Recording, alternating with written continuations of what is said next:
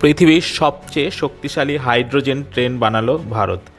পৃথিবীর 4টি দেশ এই হাইড্রোজেন ট্রেনের ইঞ্জিন বানাতে পেরেছে, তবে সবচেয়ে শক্তিশালী হাইড্রোজেন ট্রেনের ইঞ্জিন বানিয়েছে ভারত। একথা জানান এদিন ভারতের রেলমন্ত্রী অশ্বিনী বৈষ্ণব।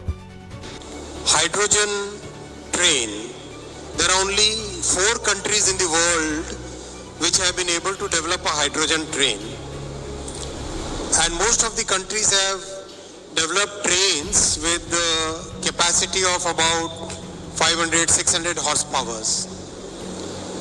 We in India decided to take that as a challenge, and we have developed successfully using our own engineers, using our own talent, a hydrogen train which is 1200 horsepower.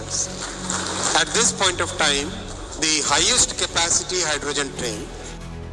দুনিয়ার সবথেকে বেশি হর্স পাওয়ার যুক্ত engine ভারতের ইঞ্জিনিয়াররা তৈরি করেছে।